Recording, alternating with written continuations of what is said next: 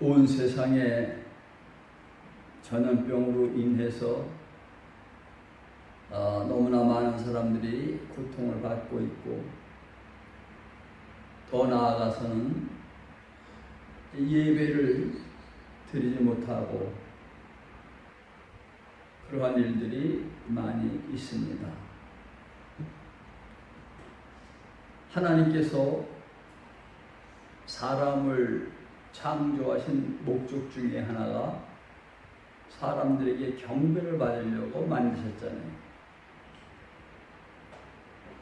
하나님께서 사람들에게 경배를 받는 것이 기쁘고 즐겁다면은 왜 이런 일들을 빨리 좀 종식되게 안 하실까 생각을 좀 해봐야 합니다. 그러니까 추상적인 그러한 신앙이 아니라 실제적으로 하나님은 살아계시고 지금도 역사하고 계시는 분인데, 아무리 인간의 세계가 보기가 하나님께서 진노하실 만한다 하더라도 얼마나 많은 사람들이 주일날 교회 가서 예배를 드리고 하나님 찬양을 하냐. 제가 다니면서도 목사님들이나 장로님들 만나 대화해보면 다들 하나님을 사랑하거든요. 그런데 왜 이런 일들이 자꾸 일어나느냐. 교회 안 다니는 사람들은요, 무신론자들은 그래서 신이 없다고 해요. 하나님이 계시다면 주일날 예배 드려야 되는데 무슨 일이냐. 태극기 집회하면서 모였던 많은 사람들도 아니 거기 뭐 광야교회 거기만 교회다 뭐 이렇게 하면 그 교회 예배를 드릴 수 없게끔 이런 코로나 때문에 이런 일들이 있어질 때에 그저 뭐 막연하게 우리 인간이 너무나 하나님 앞에 잘못했기 때문에 뭐 그렇게 그렇다라고 그냥 두리뭉실 넘어가는 것이죠. 우리도 자식들을 키우지만 자식들이 아무리 잘못을 해도 자식들이 때에 따라서는 속상하게 해도 아니 자기 자식들을 사랑하잖아요. 양보하잖아요. 이해하잖아요. 근데 하나님께서는 인간이 괘씸하다고 인간한테 예배 받는 것도 지금 굉장히 받으시는 것도 힘들게 되어졌느냐. 그 해답이 어디에 있습니까? 성경 안에 있는 것이죠. 이게 우리가 너무나 다 잘 아는 말씀이죠. 이 다윗 왕의 고백 아닙니까? 그러면 다윗 왕이 하나님을 예배 드릴 때 건성건성 예배 드리고 건성건성 제사 드리는 사람입니까?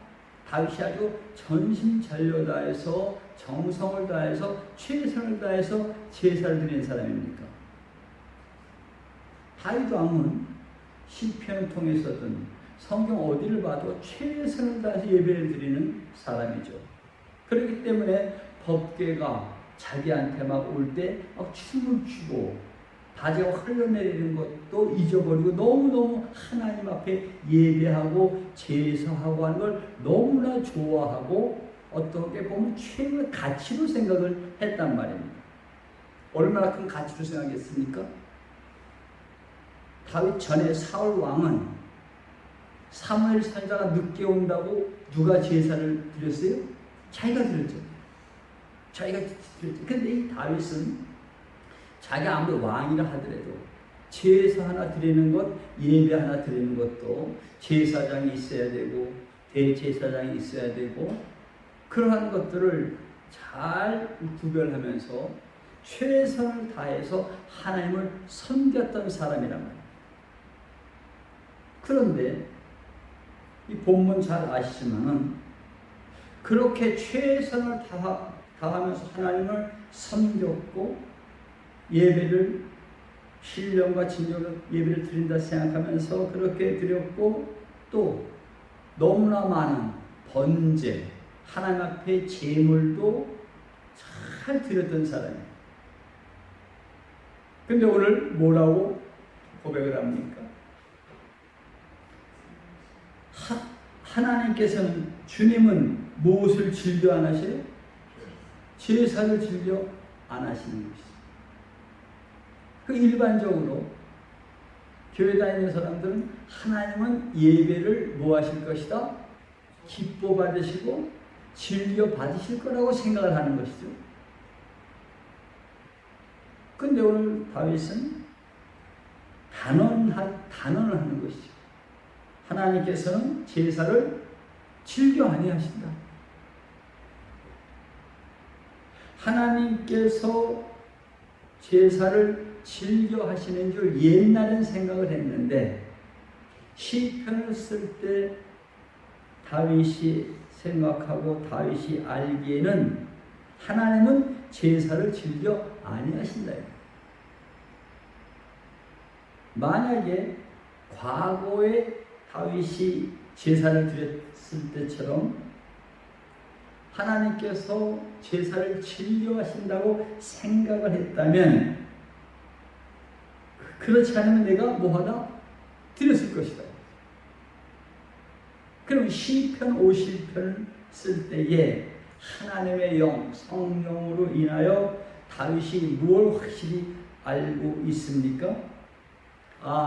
하나님께서는 제사를 즐겨 아니하신다. 이게 지금 구약의 이 시대에만 얘기입니까? 지금까지 연결되는 겁니까? 하나님은 지금 하나님 이름을 모이는 캐톨릭이 됐든지 우리 개신교가 됐든지 뭐가 됐든지 즐겨 안 하신다는 얘기예요.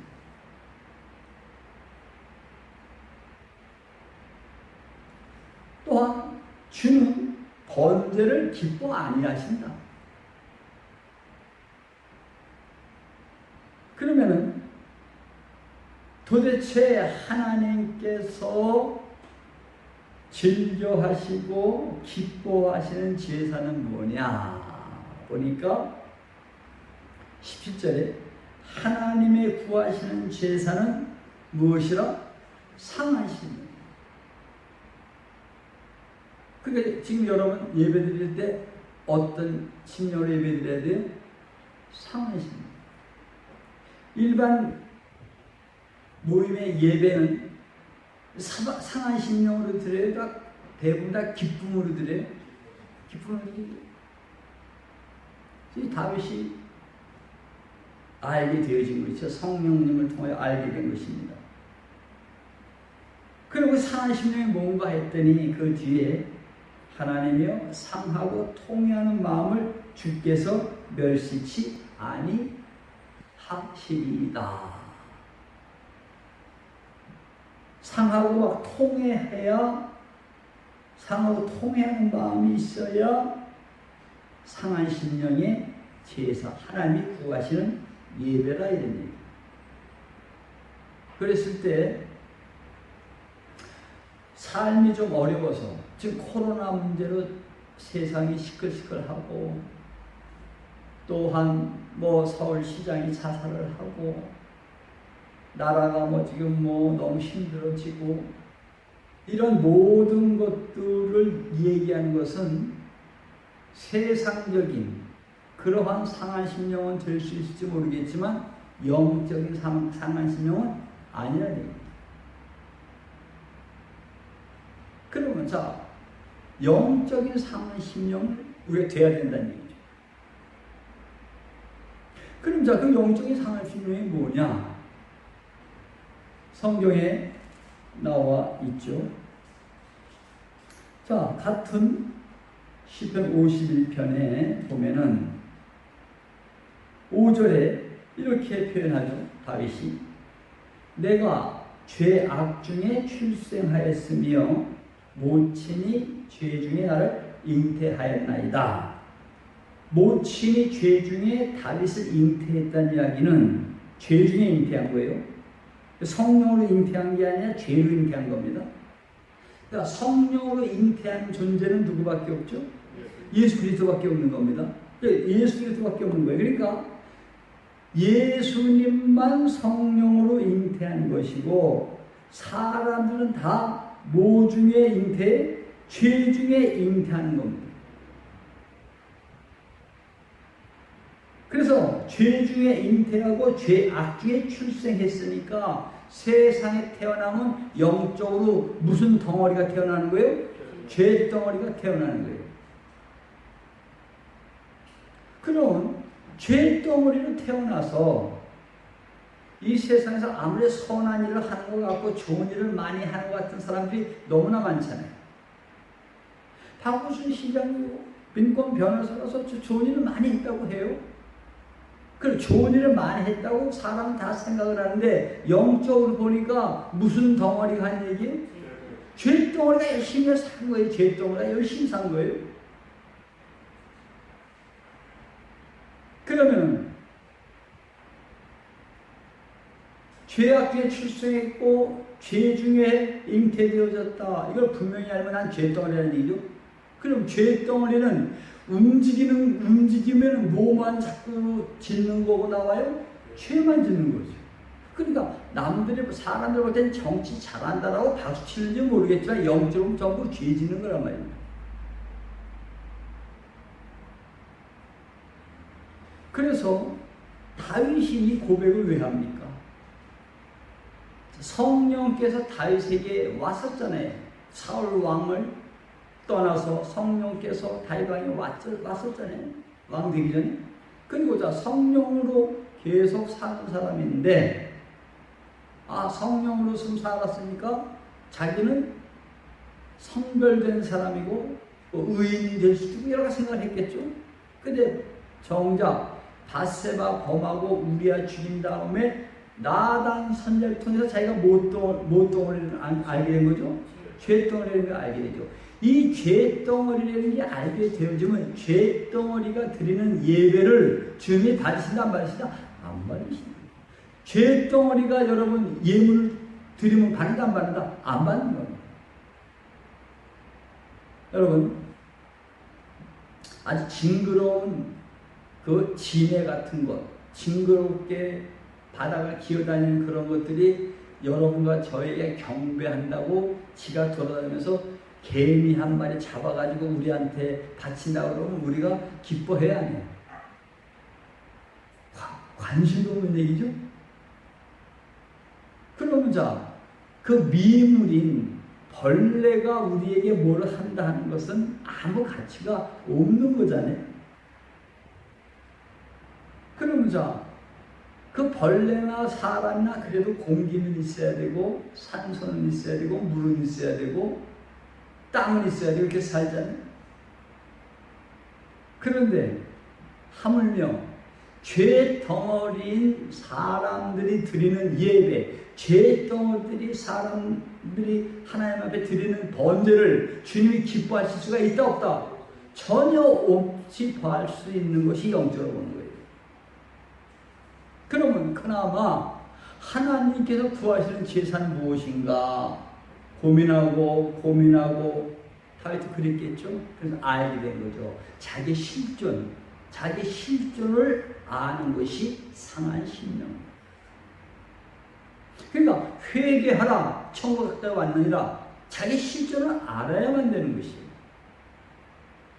그러니까 실존 죄덩어리들이 이 세상에서 뭘 해보려고 하고 뭐 어쩌고 하고 저렇게 수많은 일들이 죄덩어리 하는 것이 다 어떤 걸 해도 다 죄밖에 아니거든요.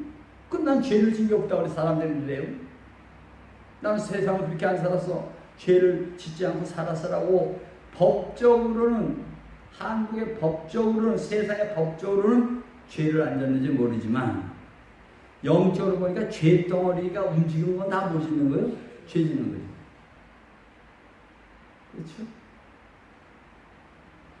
그러니 죄덩어리가 죄를 안 지려고 하면 다른 방법 없죠. 단 한 가지 방법밖에 없죠. 움직이지 않는 겁니다. 죽어 버리는 겁니다. 그래서 너희들이 나를 따르려거든 네 십자가를 지고 네 목숨까지 미워하고 너를 죽이라 이게 다 죄덩어리니까. 그러면은 이대로 사는 크리스찬이 얼마나 있겠습니까? 알지도 못하잖아요. 지금 주일날 모여서 예배드리면 예배인 줄 알잖아요.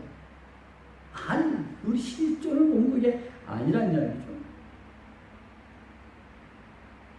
그래서 다윗이 이렇게 표현합니다. 하나님 구하시는 제사는 뭐라? 상한심. 상한심. 뼈저리지 않아요. 그러면은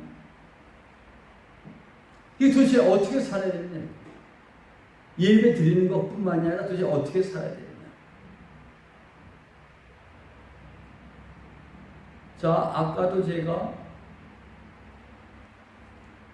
예배 드리기 전에 찬양을 계속했지만, 자, 성경이 믿어져야 되는 것이고, 성경이 여러분과 저에 대한 이야기고 예수님에 대한 이야기잖아요. 자, 여러분과 제가 예수님과 더불어 십자가에 못 박혀 죽었다. 내가 그리스도와 십자가에 못 박혀 죽었나니 그런즉 이제 내가 산 것이 아니요. 내가 산 거예요, 안 산 거예요? 내가 안 산 거죠. 왜 안 삽니까? 왜 안 삽니까? 죄 덩어리이기 때문에 죽어야 되는 것이죠. 근데 내가 산 것이 아니라 내 안에 그리스도께서 사신 것이죠. 그럼 자, 우리가 사는 방법을 그대로 말씀하시죠. 내가 육체 가운데 사는 것은 나를 사랑하사 자기 몸을 나를 위해서 죽으신 그분을 위하여 사는 거라고 하는 거죠. 그러니까 여러분의 삶과 여러분과 저의 삶과 의미와 목적은 누구의 오직 예수 그리스도라는 얘기입니다. 예수 그리스도. 그래서 제가 우리 교회의 표어도 삶의 의미, 목적, 가치는 오직 예수 그리스도라고 하는 거예요. 그럼 자, 저는 그런 표현을 여러 번 잘 쓰지만 단 하루를 살아도, 단 하루만 살아도 누구처럼 살아보는 게 소원입니까? 단 하루만 살아도 예수처럼 살아보는 게 소원이죠. 근데 이게 일반적으로 예수님처럼 살아봐야지 해서 사라지는 게 절대 아닙니다. 그냥 마음은 나도 예수님처럼 살았으면 얼마나 좋을까? 믿음의 선들처럼 살면 얼마나 좋을까? 그런 마음의 소원들은 있지만은 그렇게 살 수 있는 우리 존재들이 아니에요. 그러나 방법은 성경에 기록되어 있는 것이죠. 그 기록되어 있는 성경의 말씀으로 보면은 네가 죽었으니 너로 살아라, 너로 살지 말아라. 제일 첫 번째가 나로 안 사는 겁니다. 그런데 대부분 다 누구로 살죠? 자기로 사는 거예요. 이 성경은 그래요. 자기로 사는 게 아닙니다. 자기로 사는 게 아니에요. 그래서 제가 항상 얘기하는 것이지만은, 자, 나로 살면 안 된단 말이에요. 내가 죽은 거니까. 내가 죽은 거니까. 그러면 자, 누구로 살아야 합니까? 자, 성경 안에 그 성경의 인물들이 나오죠. 그럼 자, 아담과 하와, 우리의 제일 조상인 아담과 하와가 가인과 아벨과 셋을 낳죠. 자, 이 부분이 성경에 기록되어 있는 것이 영적으로 너무 중요한 얘기예요. 너무 중요한 얘기입니다. 그럼 자, 여러분, 첫 아담은 산 거예요? 죽은 거예요? 죽은 겁니다. 아담이 영적으로 보면 첫 아담이 누굽니까? 저죠. 자, 문자적으로 보면 최초의 인류의 조상이지만 영적으로 보면 첫 아담이 여러분과 저란 말입니다. 자, 여러분과 제가 죽었다 이게 죽었어. 첫 아담은 죽은 겁니다. 자, 그러면 누구로 살아야 되느냐? 그 아담과 하와를 통해서 나온 가인과 아벨과 셋으로 살아야 된다 라고 제가 항상 얘기를 하죠. 그럼 자, 여러분과 제가 성경적으로 보니까 항상 사는 모습이, 우리 다 죽은 자니까 항상 사는 모습이 영적으로 보면 누가 사는 거예요? 가인과 아벨과 셋 중에 가인이 사는 겁니다. 누구나 다 가인으로 사는 거예요. 성경으로 보면. 전부 가인으로 사는 겁니다. 자, 이 가인은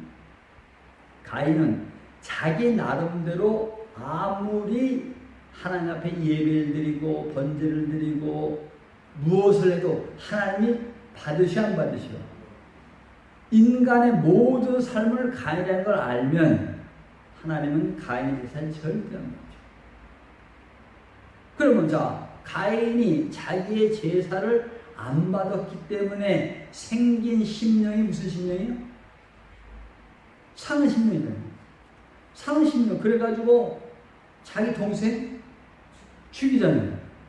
왜 내 제사는 안 받고 자기 동생 아벨의 제사는 받는지 죽여버리죠?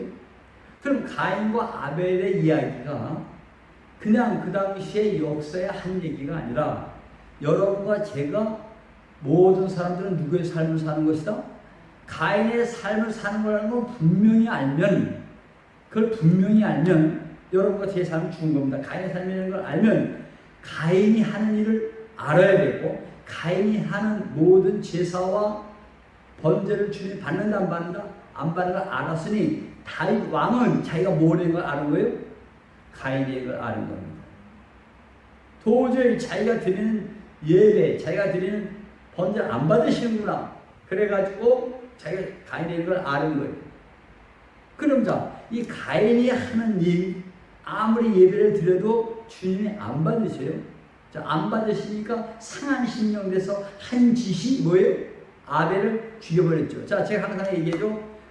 여러분과 제 안에 가인과 아벨과 셋이 있는데, 가인은 겉사람 전체가 움직이는 것이고 아벨은 참 자라고 맨날 얘기했죠. 자, 그럼 참 자를 가인이 뭐 해야 돼? 죽이는 겁니다.